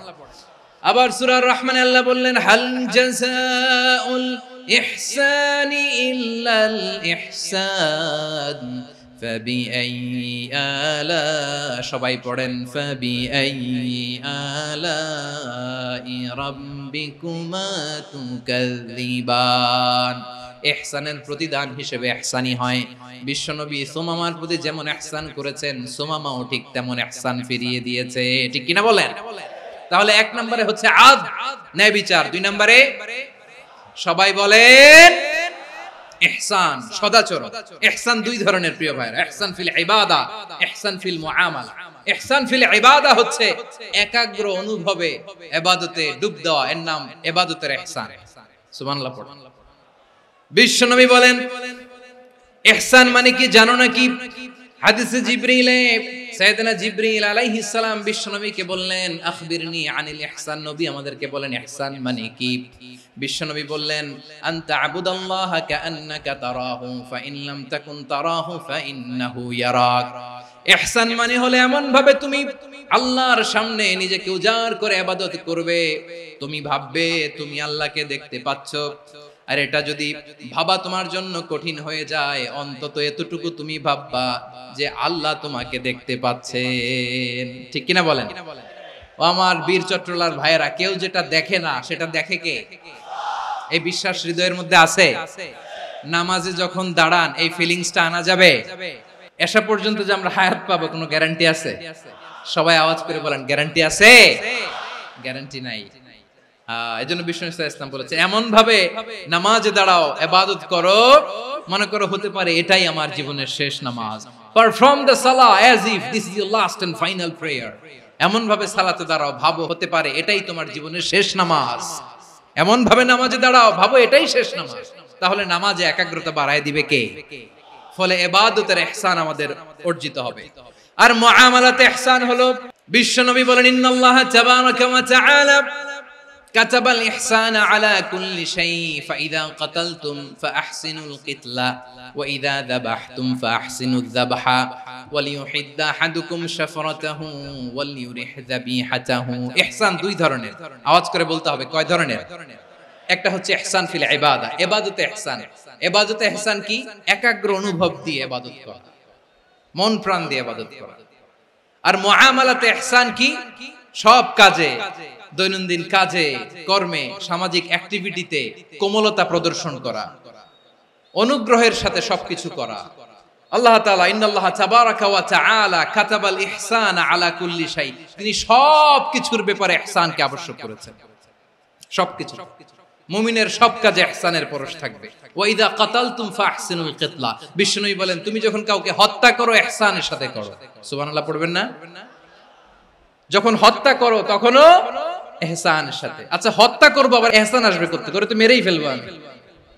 আল্লাহ, ও ভাই একজন খুন করেছে, খুনি, রাষ্ট্রীয় আইনে তার শাস্তি হয়েছে ডেথ পেনাল্টি, মৃত্যুদণ্ড। এখন মৃত্যুদণ্ড দেখে আপনি যেমনি মন চায় তেমনি মারবেন লোকটারে? ওর নাক কেটে ফেলতে পারবেন? ওর কান কাটতে পারবেন? ওর চোখ উপড়ে ফেলতে পারবেন আপনি? যেমন মন চায় তার অঙ্গহানি করা যাবে না। ইহসানের সাথে তাকে হত্যা করো। সুবহানাল্লাহ, this is Islam, this is the true essence of Islam. ওয়া ইযা যাবাহতুম ফাহসিনু যাবহা, যখন জবাই করবে তখনও ইহসানের সাথে জবাই করো। করব জবাই, ওইখানেও নাকি ইহসান। আচ্ছা কুরবানির দিন আমরা পশুগুলোরে কি করি বলেন সবাই আওয়াজ করে? জবাই। জবাই মানে তো এটার মেরেই ফেলতেছি, একটু পরে তো টুকরো টুকরো করে গোশতগুলো খাবো, এটা তো খাবো, এটা তো মেরেই ফেলবে। বিষ্ণু বলে না, জবাইয়ের মধ্যেও মুমিনের জবের ভেতরেও ইহসানের পরশ থাকা চাই। যখন জবাই করবে প্রাণীটাকে হাত পা টাইট করে বেঁধে নাও, ছুরিটাকে শার্পেন করে নাও, ধারালো করে নাও, যাতে অল্প সময়ে জবাইটা হয়ে যায়, প্রাণীটা যাতে কম কষ্ট পায়। সুবহানাল্লাহ পড়েন। দিস ইজ কল্ড ইহসান। আল্লাহ তাআলা যেমনি আদলের আদেশ করেছেন, ন্যায় বিচার, জাস্টিস এনশিওর করতে বলেছেন, সমাজে ইহসানের ব্যবহার, ইহসানের অনুশীলন তিনি করতে বলেছেন। এজন্য মুমিনের প্রতিটি কাজে, আমার চট্টগ্রামের ভাইরা আমার দিকে তাকান, খেয়াল করে শুনুন, মুমিন জীবনের প্রতিটি কাজে ইহসানের পরশ থাকা চাই। আমরা যেন আমাদের পরিবারের প্রতি ইহসান করি, আমরা যেন আমাদের কর্মচারীদের প্রতি ইহসান করি, আমরা যেন আমাদের কলিগদের প্রতি ইহসান করি, আমরা যেন আমাদের ভাইদের প্রতি ইহসান করি। মুমিন জীবনের প্রতি কাজে ইহসানের পরশ থাকার দরকার আছে না নাই? কথা বুঝতে পেরেছেন? তাহলে আল্লাহ তাআলার তিনটা আদেশ ছিল, কয়টা গেল? প্রথমে কি ছিল? আদল। দুই নম্বরে তিন নম্বরে রব্বুল আলামিন বললেন ওয়া ইতাইদিল কুরবা, নিকটাত্মীয়দেরকে দান করো। নিকট আত্মীয়দেরকে দাও, যারা তোমাদের ব্লাড কানেকশনের আত্মীয় তাদেরকে তোমরা দাও। এখানে জেনারেলি বললেন দাও, কি দিব সেটা তিনি এখানে বলেন নাই, সেটা তিনি সূরাতুল ইসরার মধ্যে বলেছেন। আল্লাহ বলেন ওয়া আতিদাল কুরবা হাক্কাহ, নিকট আত্মীয়দেরকে তাদের অধিকার, তাদের প্রাপ্য তোমরা বুঝিয়ে দাও। দেখেন, একটা শান্তির সমাজ, একটা সমৃদ্ধ সমাজ, একটা মানবিক সমাজ গঠনের জন্য আল্লাহ তাআলা বেশি না মাত্র তিনটা অর্ডার, তিনটা ভার্ডিক্ট তিনি জারি করেছেন। এক নাম্বার সুশাসন, ন্যায় বিচার। দুই নাম্বার ইহসান। তিন নাম্বার নিকটাত্মীয়, যারা কাছের, তোমার ভেরি ক্লোজ রিলেশনশিপে আছে, তাদেরকে দাও। দাও, দিলে বাড়িয়ে দেয় কে? অনেকে দিতে চায় না, কৃপণতা করে। দিলে বাড়ায় দেয় কে? ও মিয়া, মদিনার মধ্যে সবচাইতে গরিব সাহাবী ছিল বেলাল রাদিয়াল্লাহু তাআলা আনহু। ওনার এন্টায়ার অ্যাসেট, সম্পদের পরিমাণ কতদূর জানেন? একটা লুঙ্গি। বেলাল রাদিয়াল্লাহু তাআলা আনহু, ওনার টোটাল ওয়েলথের এস্টিমেশন হচ্ছে মাত্র একটা লুঙ্গি। একটা লুঙ্গি, টোটাল ওয়েলথ এস্টিমেশন, টোটাল সম্পদের পরিমাণ বেলাল রাদিয়াল্লাহু তাআলা আনহুর কি ছিল? ওই বেলাল রাদিয়াল্লাহু তাআলা আনহুকে বিষ্ণু ইসলাম বলেছেন আনফিক ইয়া বেলাল, ও বেলাল তুমিও দাও। ওয়ালা তাখশা মিন যিল আরশি ইখলালা, আরশের অধিপতির তো কোনো ঘাটতি নাই, তুমি দিলে ওই আল্লাহ তোমারে বাড়ায় দিবে। এজন্য আমার প্রিয় ভাইয়েরা, দিলে কমে না, দিলে বাড়ে। অনেকে ধরে রাখে, নতুন কিছু নিতে পারে না, হাত দিয়ে যেটা ধরে রেখেছেন এটা দিয়ে দেন, বড় একটা ধরার সুযোগ পাবেন। জোরে বলেন ঠিক কিনা? রব্বুল আলামিন বললেন তিন নাম্বার আদেশ হলো তোমাদের প্রতি সমাজটারে কেমন করে মানবিক সমাজ, সুন্দর সমাজ গড়বা। তিন নাম্বার আদেশ হলো ওয়া আতিদাল কুরবা হাক্কা, নিকটাত্মীয়দেরকে তাদের প্রাপ্য বুঝিয়ে দাও। এই নিকটাত্মীয়দেরকে তাদের অধিকার বুঝিয়ে দেওয়া, প্রাপ্য বুঝিয়ে দেওয়াতে আমাদের গাফলতি আছে না নাই? অনেকে দেখবেন অনেক আল্লাহওয়ালা, তাহাজ্জুদ গুজার, সেজদা দিতে দিতে কপালে কালো দাগ ফেলে দিছে, সে তার বোনের হকটা আদায় করে নাই। আছে না নাই? অনেক বড় হাজী সাহেব, বিশাল লম্বা দাড়ি, ছেলেরে সব দিয়ে দিছে, মেয়েরে কিছু দেয় নাই, মেয়ের হক আদায় করে নাই। আছে না নাই? এই হাজী সাহেবেরা, এই আল্লাহওয়ালারা কিয়ামতের ময়দানে আটকে যাবে। আপনি অন্যের অধিকার নষ্ট করেছেন, তাদের রাইটস কে ভায়োলেট করেছেন। এজন্য আল্লাহ তাআলা বলেন, কারো অধিকার যদি কেউ নষ্ট করে, ওই সমাজটা মানবিক সমাজ কঠিনকালেও হতে পারে না। এজন্য তিন নম্বর আল্লাহ বললেন ওয়া ইতাইদিল কুরবা, নিকটাত্মীয়দেরকে দাও। কি দিবা? তাদের অধিকার দিয়ে দাও। বোনের অধিকার বুঝিয়ে দাও, মেয়ের অধিকার বুঝিয়ে দাও, ফুফুর অধিকার বুঝিয়ে দাও। দেখবেন অনেক মায়েরা ছেলের পাতে মুরগির রান দেয়, মেয়ের পাতে দেয় মুরগির ঠ্যাং। তো মেয়ের কি মুরগির রান খেতে মনে চায় না? মনে চায় না? এমনটা করা যাবে না। নিকটাত্মীয়দেরকে অধিকার দিয়ে দাও, নিকটাত্মীয়ের সাথে সুসম্পর্ক রাখো। আদেশটা কার? এজন্য প্রিয় ভাইয়েরা, জীবনে যদি বারাকা অর্জন করতে চান, নিকটাত্মীয়দের সাথে সুসম্পর্ক রাখতে হবে, তাদের জন্য উপহার পাঠাতে হবে। বিশ্বনবী বলেন লা ইয়াদখুলুল জান্নাতা কাতে, যে ব্যক্তি আত্মীয়তার সম্পর্ককে ছিন্ন করে দেয়, সে কঠিন কালেও আল্লাহর জান্নাতে ঢুকবে না। আপনি কি এটারে সহজ হাদিস মনে করছেন? এটা সহজ কথা? আপনি ভাবছেন আপনার নামাজ আপনারে বাঁচাতে পারবে, আপনার রোজা বাঁচাতে পারবে, আপনার তাহাজ্জুদ আপনারে বাঁচাতে পারবে? অধিকার নষ্ট করলে কিছুই আপনারে বাঁচাতে পারবে না। এজন্য নিকট আত্মীয়দেরকে দিতে হবে বেশি বেশি। বিশ্বনবী বলেন ইন্না সাদাকাতা আলাল মিসকিনি সাদাকা ওয়া আলা যির রাহিমি ইসনাতান সাদাকাতুন ওয়া সিলা। মিসকিন রে দান করলে শুধু দানের সওয়াব হয়, নিকট আত্মীয়কে দান করলে দুইটার সওয়াব হয়। সাদাকার সওয়াব হয়, আবার আত্মীয়তার বন্ধন অটুট রাখার সওয়াব হয়ে যায়। আবার বিশ্বনবী বললেন মান সাররাহু আইয়ুবসাতা লাহু ফি রিজকিহি ওয়া ইউনসা লাহু ফি আসারিহি ফালইয়াসিল রাহিমা। যে ব্যক্তি তার রিজিকের প্রশস্ততা চায় আর হায়াতে বরকত চায়, সে যেন তার আত্মীয়ের সাথে সুসম্পর্ক রাখে। আমার প্রিয় চট্টলার ভাইয়েরা, আমাদের রিজিক বাড়ুক, এটা আমরা চাই কি চাই না? সবাই চান? হ্যাঁ, আমাদের রিজিকে প্রশস্ততা আসুক, চাই কি চাই না? আমাদের হায়াতে বরকত আসুক, আমরা চাই কি চাই না? এই দুইটা যদি চান তাহলে নিকটাত্মীয়দের সাথে সুসম্পর্ক রাখবেন। পারবেন? তাহলে সমাজটারে মানবিক সমাজ বানায় দিবে কে? তিনটা আদেশ চলে গেল। 1 নম্বরে কি ছিল? 2 নম্বরে, 3 নম্বরে নিকটাত্মীয়দেরকে দান। আল্লাহ তাআলা তিনটা জিনিসের যেমনি আদেশ করেছেন, অনুরূপভাবে তিনটা বিষয় তিনি বারণ করেছেন, নিষেধ করেছেন। ওগুলোর কাছেও যাওয়া যাবে। রাব্বুল আলামিন বলেন, ওয়ায়ানহা আনিল ফাহশাই ওয়াল মুনকারি ওয়াল বাগি। আমি যেমনি তিনটি বিষয়ে আদেশ করলাম, অনুরূপভাবে তিনটি বিষয়ে বারণ করলাম, নিষেধ করলাম। আমার 1 নাম্বার নিষেধাজ্ঞা হলো অশ্লীলতার প্রতি। ফাহশা, ওয়ায়ানহা আনিল ফাহশা, আল্লাহ তাআলা অশ্লীলতাকে নিষেধ করেছেন। কোন জিনিসকে? সবাই বলুন, কোন জিনিসকে? যত ধরনের, যত টাইপের, যত ক্যাটাগরির অশ্লীলতা হতে পারে, সব অশ্লীলতাকে হারাম করেছেন কে? ফাহশা মানে কি?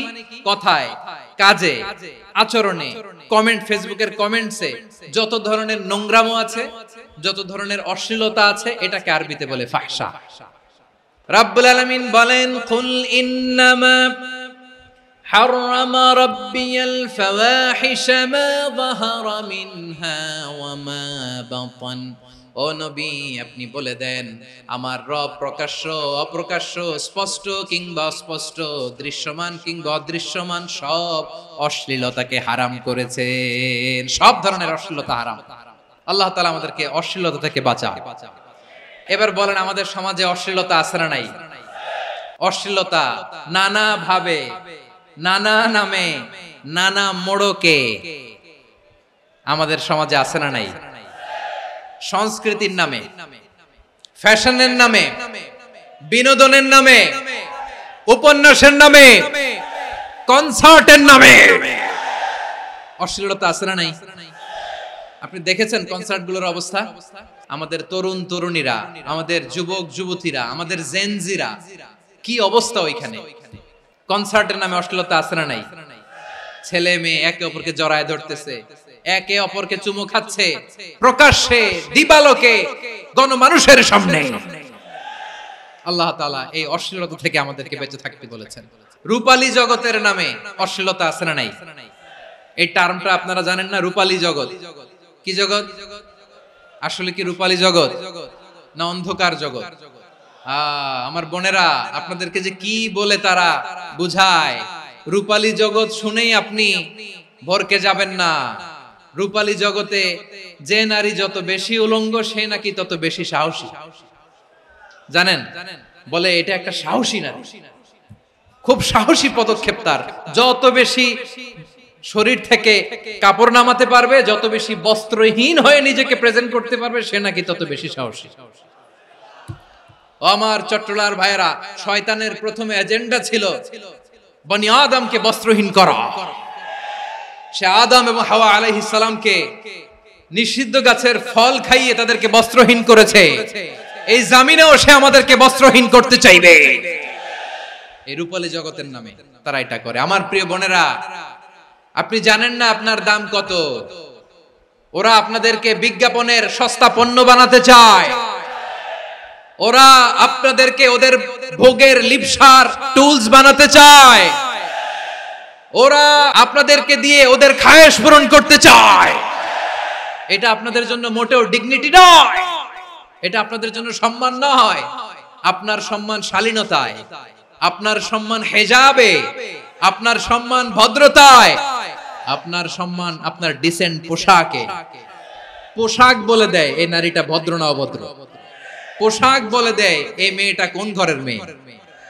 আপনি জানেন না, আপনারা সস্তা পণ্য বানায়, ভোগের পণ্য, বিলবোর্ডে আপনাকে উলঙ্গ করে উপস্থাপন করে। এই অশ্লীলতার সাথে ইসলামের কোনো সম্পর্ক। এজন্য আল্লাহ বলেন, আমি অশ্লীলতাকে হারাম করেছি। অশ্লীলতাকে হারাম করার প্রথম কারণ হলো এর মাধ্যমে মানবতাকে অপমানিত করা হয়। কারণ মানুষের সম্মান মানুষের পোশাকে। মানুষ যখন পোশাকহীন হয়ে যায়, বস্ত্রহীন হয়ে যায়, তার সম্মান কমে যায়। ঠিক কিনা? অশ্লীলতাকে হারাম করার প্রথম কারণ হচ্ছে মানুষ মানুষকে অপমান করে। একটা নারী, সে তো সম্মানিত, নারী যে কত সম্মানিত নারীর এটা বুঝেই নাই। বিশ্বনবী বলেন আদ-দুনিয়া কুল্লুহা মাতা ওয়া খায়রু মাতা'আদ দুনিয়া আল মারআতুস সালিহা। আমার বোনেরা, 5টা প্যান্ডেলে আপনারা এলইডিতে আমার আলোচনা শুনছেন আমি জানি। আপনাদের এই গর্ভ যে কত দামি আপনি জানেন না। আপনার পেট থেকেই আসবে আগামী দিনের সালাহুদ্দিন আল আইয়ুবী।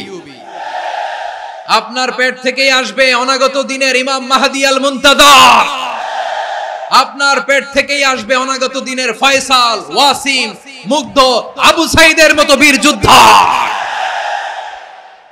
আমার প্রিয় বোনেরা, আমার প্রিয় বোনেরা, বিশ্বনবীর কথার ওজন খেয়াল করেন। আদ-দুনিয়া কুল্লুহা মাতা ওয়া খায়রু মাতা'আদ দুনিয়া আল মারআতুস সালিহা। দুনিয়ার সবকিছুই অ্যাসেট, এর মধ্যে সবচেয়ে দামি অ্যাসেট নেককার নারী। আপনার গর্ভ যে কত দামি আপনি জানেন না। নিজের সময়টাকে কাজে লাগান, কোরআন পড়েন, সুন্নাহ পড়েন। আপনার অনেক দায়িত্ব ঘরে। You are the MD of your family.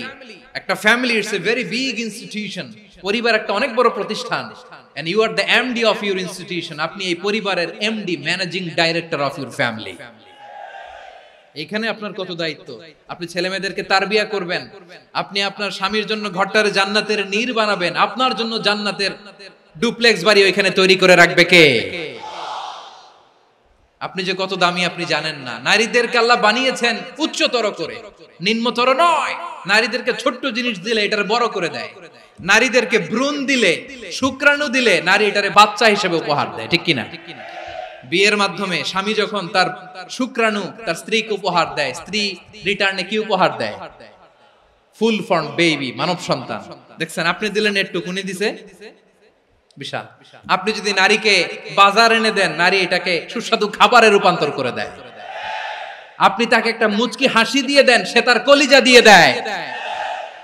কিন্তু যদি আপনি তার মনে কষ্ট দেন, সে আপনার জীবনকে জাহান্নাম বানায়া দেয়। নারীর মন বুঝতে পারলে নেয়ামত, বুঝতে না পারলে কিয়ামত। আমার প্রিয় বোনেরা, আপনি যে কত দামি আপনি জানেন না। অনেক দামি আপনি। আপনাদেরকে যেন ভোগের সস্তা পণ্য বানাতে না পারে, আপনাদেরকে সচেতন থাকতে হবে। তাহলে কেন আল্লাহ তাআলা এই ফাহশা, অশ্লীলতাকে হারাম করলেন? 1 নাম্বার, এতে হিউম্যান ডিগনিটি কমে। 2 নাম্বার, এতে মানুষের অধিকার নষ্ট হয়। আপনি বিয়ে করেছেন, এরে পরকিয়া করেন, ওর সাথে এরকম আছে না নাই? স্ত্রীর অধিকার নষ্ট করেছেন। আপনি বিবাহ সম্পর্কে আবদ্ধ হয়েছেন তার সাথে, আপনি পরকিয়া করেন ওই ছেলের সাথে, আপনি আপনার হাজবেন্ডের সাথে বিট্রে করেছেন। এজন্য আল্লাহ অশ্লীলতাকে হারাম করেছেন। অশ্লীলতাকে হারাম করার আরেকটা কারণ হচ্ছে আল্লাহ তাআলা এই হিউম্যান জেনারেশনকে এটাকে প্রিজার্ভ করতে চায়। হিফজুন নাসল, এটা মাকাসিদুশ শরিয়ার অনেক গুরুত্বপূর্ণ একটা মাকাসিদ, অনেক গুরুত্বপূর্ণ। আপনার নাসল, আপনার জেনারেশনকে সংরক্ষণ করা। এই যে আসতেছে ফেব্রুয়ারি, কত ফেব্রুয়ারি জানো? এটা কি বিশ্ব ভালোবাসা দিবস? হ্যাঁ, কি দিবস?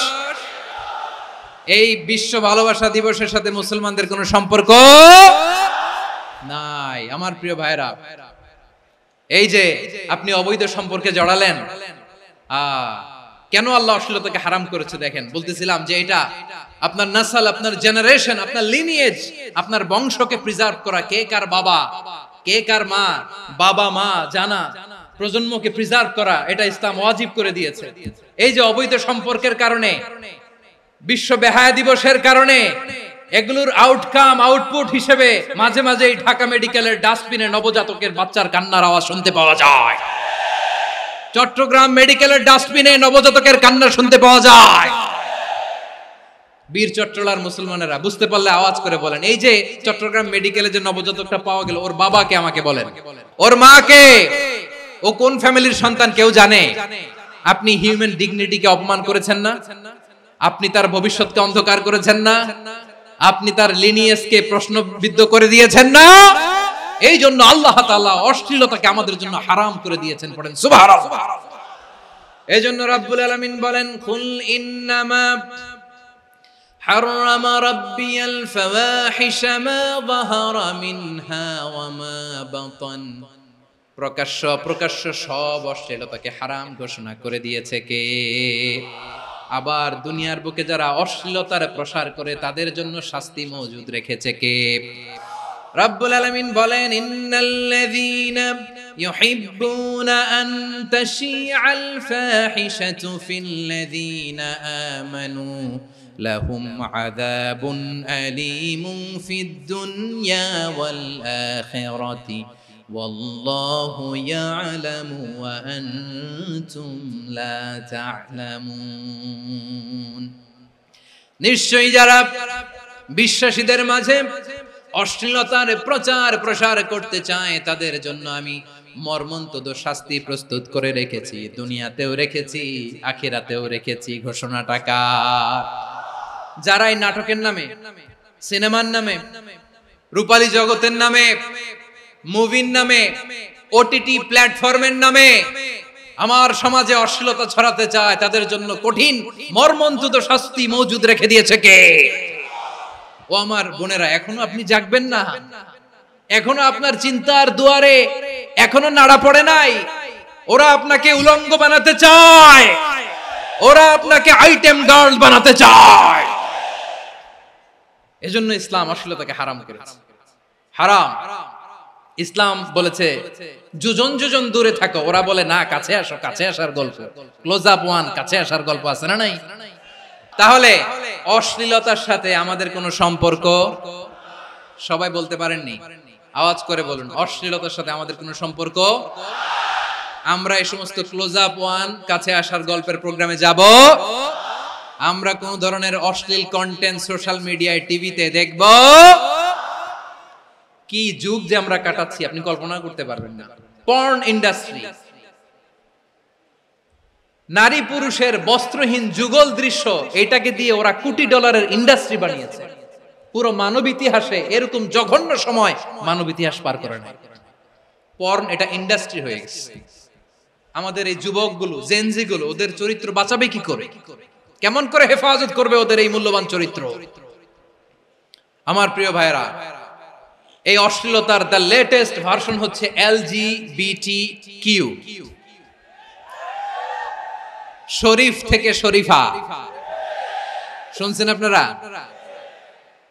দেখতে পুরুষ, আসলেই পুরুষ, সুস্থ একজন পুরুষ, 4 সন্তানের বাবা, বলে আমি মনে মনে নারী।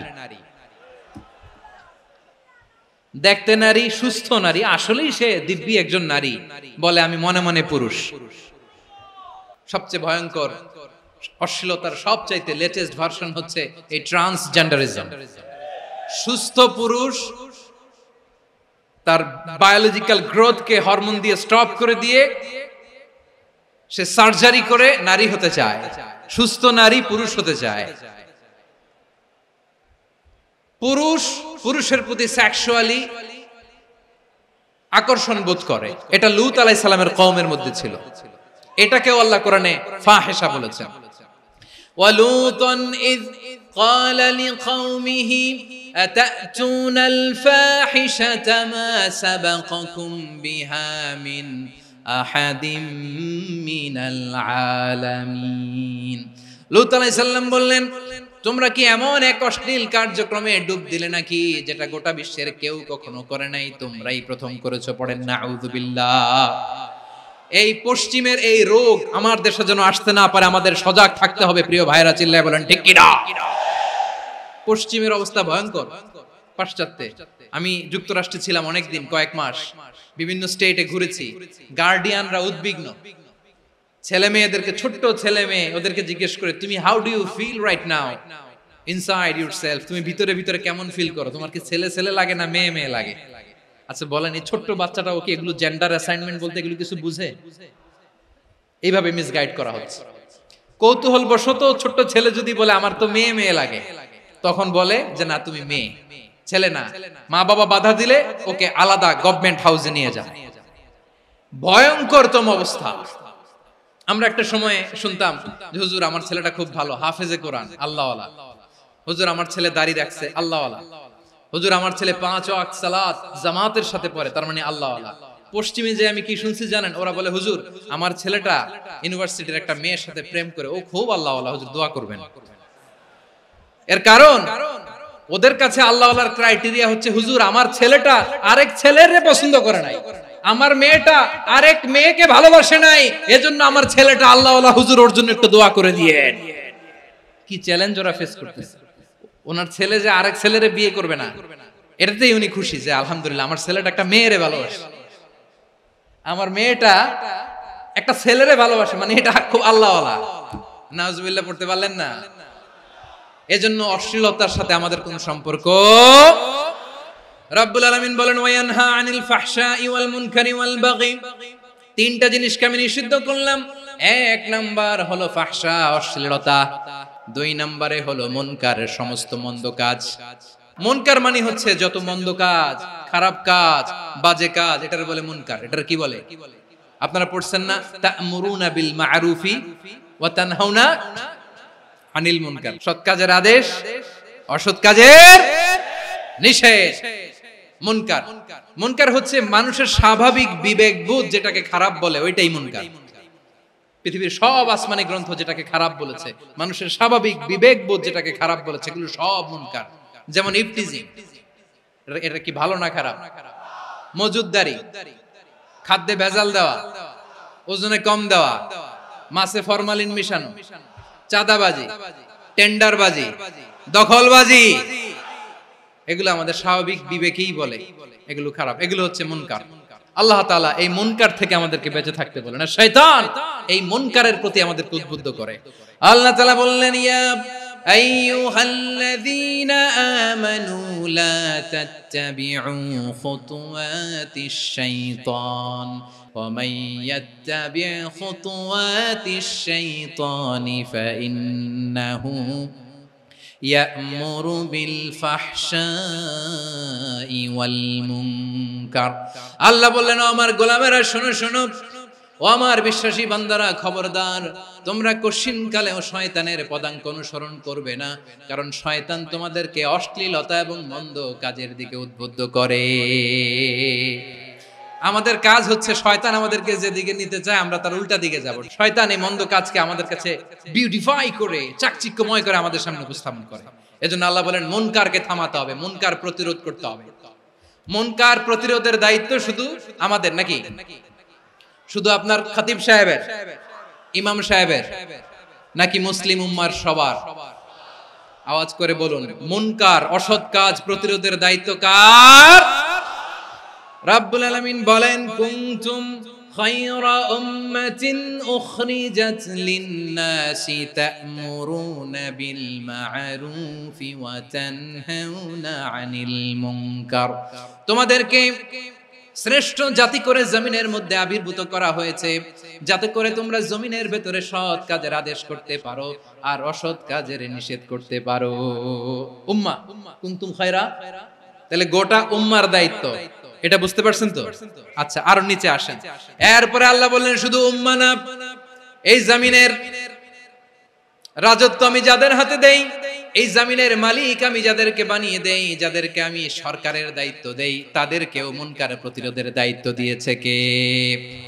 আল্লাহ বলেন, যারা ক্ষমতার মসনদে বসেছে তাদেরকে 4 দফা কর্মসূচি আমি আল্লাহ দিলাম। আওয়াজ করে বলেন, কয় দফা?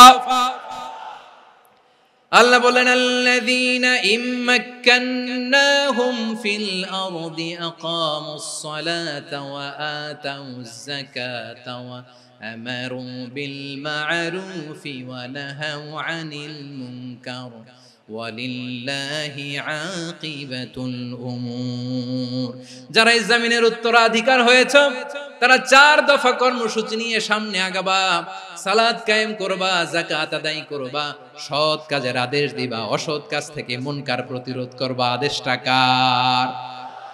আমার প্রিয় চট্টলার ভাইরা, পুরো উম্মার দায়িত্ব মুনকার প্রতিরোধ করা, সরকার প্রধানের দায়িত্ব মুনকার প্রতিরোধ করা। এরপর আল্লাহ বলেন, প্রতিটা ফ্যামিলির যিনি প্রধান সিইও বাবা, প্রত্যেক বাবারও দায়িত্ব এই মুনকার প্রতিরোধ করা। আওয়াজ করে বলেন ঠিক কি না?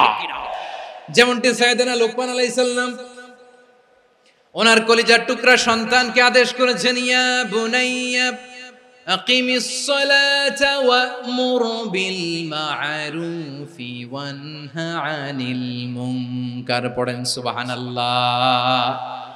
বাবা ছেলেকে সবক দিচ্ছে, লোকমান আলাইহিস সালাম ছেলেকে বলতেছে, ওরে আমার কলিজার টুকরা সন্তান, ওরে আমার বাছা, নামাজ কায়েম করবা, সৎ কাজের আদেশ দিবা, আর মুনকার প্রতিরোধ করবা, অসৎ কাজ সমাজ থেকে খারাপ কাজকে ঝেঁটে বিদায় করে দিবা।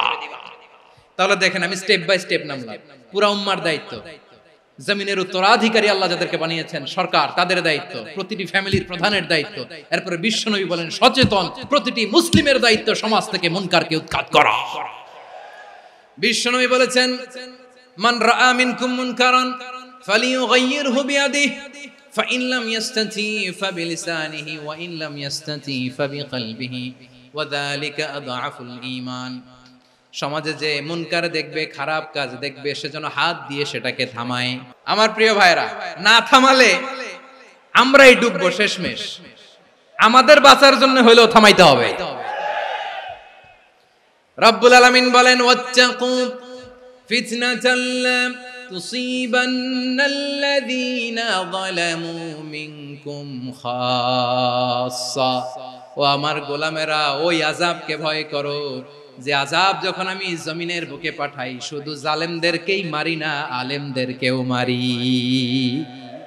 আযাব যখন আসে তখন শুধু জালিমই মরে না, আলেমও মরে। জানেন মুসা আলাইহিস সালামের পায়ে একবার লাল পিঁপড়া, তো উনি রেগে মেগে পাশি দেখে লাল পিঁপড়ার বাসা, পা দিয়ে ডলে মুছে সবগুলো পিঁপড়া মেরে ফেলছে।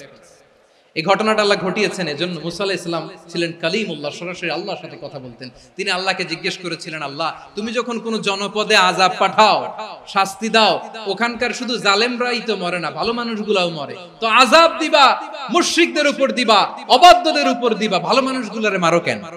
আল্লাহ বললেন, মুসা তোমার যে কামড় দিছিল পায়ের মধ্যে পিঁপড়া, কয়টা পিঁপড়া? একটা পিঁপড়া, তো সবগুলারে মারলা কেন? রেগে মেগে পুরো পিঁপড়ার বাসা ভেঙে ম্যাসাকার করলা কেন? আমি যখন অ্যাকশনে যাই, আমি যখন শাস্তি দেই, তখন এত বাস বিচার করা হয় না, বাস বিচার করা যায় না। যখন অ্যাকশনে যাওয়া হয় ওইটা ডাইরেক্ট অ্যাকশন হয়ে যায়। চিল্লায় বলো ঠিক কি না? এজন্য আমাদের বাঁচার জন্য হলেও এই পাপ থামাতে হবে, এই শয়তানের অট্টহাসি থামাতে হবে, অন্যায় অপরাধ সমাজ থেকে আমাদের থামাতে হবে। কারণ আযাব আসলে ওরাও মরবে, আমরাও মরব। একটা জাহাজ 2 তলা, আপনি আছেন 2য় তলায়, নিচের তলার কিছু লোক জাহাজের তলা ছিদ্র করতে আরম্ভ করছে। কি ছিদ্র করতেছে? আচ্ছা, জাহাজের তলা ছিদ্র করলে তলা দিয়ে কি ঢুকে? এখন আপনি যদি বলেন আমার কি, আমি তো 2 তলায়, আমি তো ভালো আছি, ওরা ছিদ্র করে ওরা মরবে। আসলে কি শুধু ওরা মরবে? তলা দিয়ে যখন পানি ঢুকবে, জাহাজ ঢুকলে আপনিও মরবেন। এজন্য নিজে মরার আগে ওই পাগলগুলোর নিচতলায় যে থামাতে হবে। চিল্লায় বলেন ঠিক কি না? এজন্য আল্লাহ বললেন মুনকার প্রতিরোধের দায়িত্ব সমাজের টপ টু বটম সবার। এজন্য মুনকার প্রতিরোধ করার দরকার আছে না নাই? সমাজে এই যে ইফটিজিং হয়, আপনার বোনের বয়সী একটা মেয়েকে কিছু বখাটে টিটকারি করে, এই বলে সেই বলে, নোংরা কথা বলে, রাস্তায় দেখেও আপনি পাশ দিয়ে না দেখার মতো চলে যান কেন? আপনি দাঁড়ান না কেন? আপনি দাঁড়ালেই তো থেমে যাবে, কারণ সত্যের যে শক্তি তার সামনে মিথ্যা মুখ থুবড়ে পড়ে। আপনার সামনে ও কিছুই না, নাথিং। আপনি দাঁড়ান, ওকে প্রশ্ন করেন যে আমার বোনকে তুমি ডিস্টার্ব করো কেন? আপনাকে দেখে আরো 5 জন দাঁড়াবে, 5 জনকে দেখে আরো 10 জন দাঁড়াবে। আমাদের নীরবতা আর আমাদের নিশ্চুপ থাকাই জালিমদেরকে আরো শক্তিশালী জালিম বানিয়েছে। এজন্য মুনকার প্রতিরোধের দায়িত্ব আমাদের সবার। টেন্ডারবাজি, চাঁদাবাজি, দুর্নীতি, অপরাধ, দখলদারিত্ব, মজুদদারি, এগুলো সব কিছু একসাথে প্রতিরোধ করতে হবে। ঠিক কিনা বলেন? একটা মানবিক সমাজ যদি চাই, প্রতিরোধ করতে হবে। প্রিয় ভাইয়েরা, আল্লাহর শপথ নিয়ে বলি, এই নাসিহাত গুলো সবার জন্য, সব দলের জন্য, সব মতের মানুষের জন্য। আমরা কোন দলের প্রতি মানুষকে ডাকি না, আমরা ডাকি ইসলামের দিকে। সব দলের, সব মতের, সব মানুষদেরকে আমরা আহ্বান জানাই, আসুন আমরা একটা সুন্দর সমাজ বিনির্মাণ করি। এই যে নতুন বাংলাদেশের এক সুযোগ এসেছে, আর জীবনে হয়তো আসবে না, সামনের 100 বছর এই সময় আসবে না। আসুন দেশটাকে আমরা সাজাই, আসুন আমরা দুর্নীতি বন্ধ করি, আসুন আমরা চাঁদাবাজি বন্ধ করি, আসুন আমরা দখলদারিত্ব বন্ধ করি, আসুন আমরা এক দল আরেক দলকে নিশ্চিহ্ন করার যে রাজনীতি, এটা বন্ধ করি।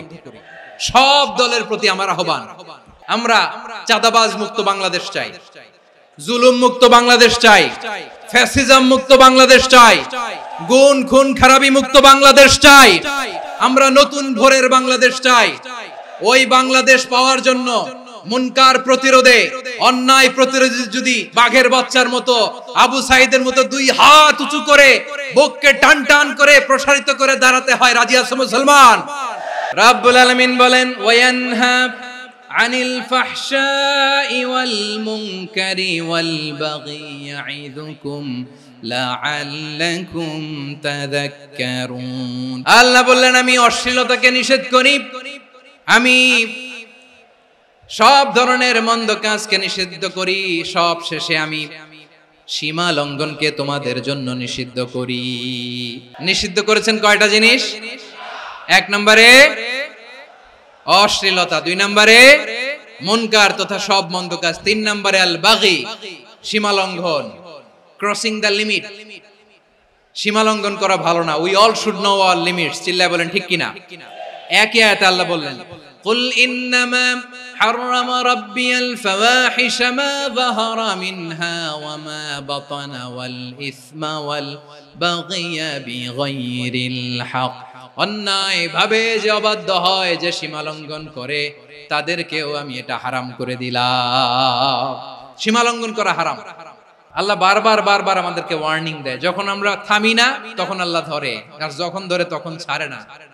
ধরে না, ধরলে আল্লাহ ফেরাউনকে কিন্তু হুট করে ধরে নাই। আপনারা জানেন 9 বার ওয়ার্নিং দিয়েছে ফেরাউনকে। আল্লাহ তাআলা ওয়ার্নিং দিয়েছিল কয়বার?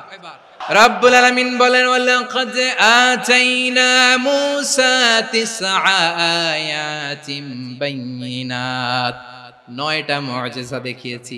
1 2 3 বারবার এইভাবে রিমাইন্ডার, ওইভাবে রিমাইন্ডার, এইভাবে নসিহত, ওইভাবে দাওয়া। ফাকুলা লাহু কাওলান লাইয়িনা, নরম করে বলো, সফট করে বলো, যত ওয়ে হতে পারে দাওয়া মেথডোলজি।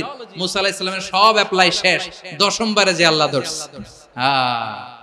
10ম বারে যে ধরেছে।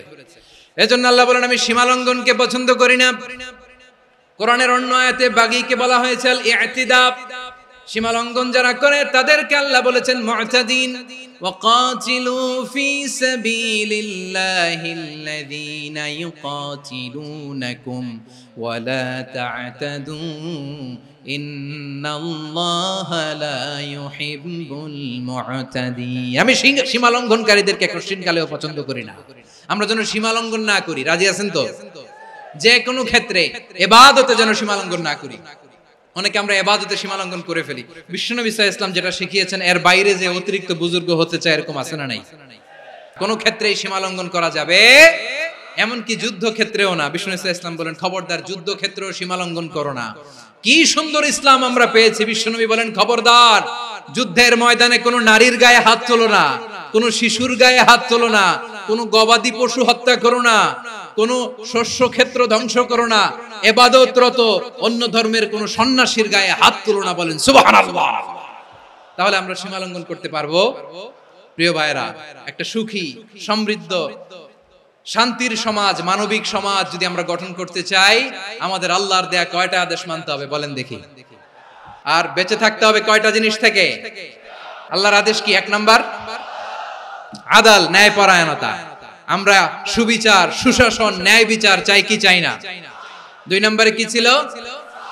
মাশাআল্লাহ, আমরা যেন সবার প্রতি দয়া পরবশ হই, ইহসান করি। 3 নম্বরে কি ছিল? নিকটাত্মীয়দের দান করা, তাদের অধিকার প্রাপ্য বুঝিয়ে দেওয়া। পাশাপাশি 3টা জিনিস থেকে আল্লাহ বারণ করেছেন, নিষেধ করেছেন। তার প্রথমটা ফাহশা, অশ্লীলতা। অশ্লীলতার সাথে আমাদের কোনো সম্পর্ক। 2 নাম্বার নিষেধাজ্ঞা কি ছিল? আল মুনকার, সমাজের যত মন্দ কাজ এগুলোকে আমরা প্রতিরোধ করব। রাজি আছেন তো সবাই? 3 নম্বরে আল বাগী, সীমালঙ্ঘন। কোন মুসলিম সীমালঙ্ঘন করে না। রাব্বুল আলামিন শেষে বললেন ইয়াইদুকুম লাআল্লাকুম তাযাক্কারুন, আল্লাহ তোমাদেরকে উপদেশ দেন যাতে তোমরা শিক্ষা গ্রহণ করো। আমরা উপদেশ দেব, আমরা জোর করে কাউরে কিছু মানাতে চাই না। লা ইকরাহা ফিদ্দিন ওয়া যাক্কির ফা ইন্না যিকরা তানফাউল মুমিনিন। উপদেশ দিলে এটা মুমিনদের কাজে দেয়। লাস্তা আলাইহিম বিমুসাইতির ইন্নামা আনতা মুযাক্কির। নবী হে, আপনি রিমাইন্ডার দাতা, আপনি উপদেশ দিবেন। আমরাও বিশ্বনবীর এই হাদিসগুলো থেকে, কোরআনের আয়াত থেকে রিমাইন্ডার, এই কথামালা বাণী বাহক হিসেবে এই বাণীগুলো আপনাদের সাথে কাছে পৌঁছে দিলাম। আমরা আল্লাহ তাআলার কাছে প্রার্থনা করি, আল্লাহ আমরা যেন আদল দিয়ে আমাদের সমাজকে গঠন করতে পারি। আল্লাহ আমরা যেন ইহসান করতে পারি। আমরা যেন নিকটাত্মীয়দের দান করতে পারি। আল্লাহ যত ধরনের অশ্লীলতা, অনাচার, মন্দ কাজ, সীমালঙ্ঘন, অবাধ্যতা থেকে যেন আমরা বেঁচে থাকতে পারি। আল্লাহ তাআলা আমাদের সবাইকে কথাগুলো বোঝার ও আমল করার তৌফিক দান করুক। হাযা মা ইনদি ওয়াল ইলমু ইনদাল্লাহ আলাইহি তাওয়াক্কালতু ওয়া ইলাইহি উনীব। সুবহানাকাল্লাহুম্মা বিহামদিকা আশহাদু আল্লা ইলাহা ইল্লা আনতা আস্তাগফিরুকা ওয়া আতুবু ইলাইক।